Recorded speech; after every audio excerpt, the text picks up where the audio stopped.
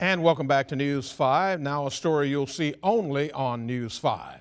News 5's Alison Spann traveled to Washington, D.C. Saturday for an exclusive sit-down interview with the director of the CIA. They covered a lot of ground, but tonight we're focusing on the threat of ISIS. Responsible for horrific terror attacks around the world. These are sociopaths. They're an enemy unlike any we've ever faced before. Let's talk a little bit more about ISIL, ISIS, Daesh.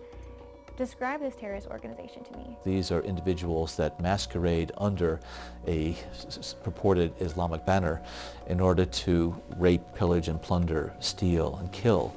And I think we have to really recognize them for what they are. They are in no way a religious organization. They are just a bunch of mass murderers.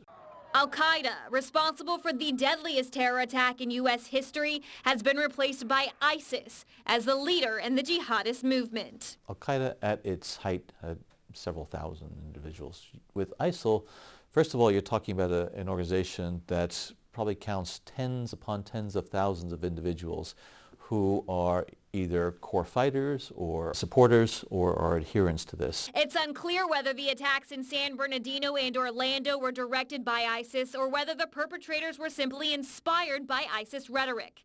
Either way, the fear is still there. Should Americans be afraid? We have the benefits of distance, geographic space, that quite frankly European countries do not have, because somebody could travel basically overland from Syria, Iraq, and into the streets of Paris or Nice. But that doesn't mean we're immune to an attack, especially since ISIS is known to recruit followers over the internet. Young citizens are particularly vulnerable to the ISIL's propaganda on the internet. They often target outsiders, something Brennan says we can prevent. I think in the United States, in our communities, in our cities, there really needs to be the effort made at the local level to engage with the diverse elements of our community. Individuals that may have come here recently and are feeling alienated and they don't feel as though they can assimilate into the communities.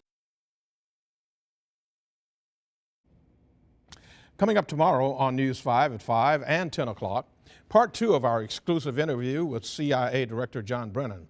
You'll hear more about the worldwide threats we face from countries like China, Russia, and North Korea.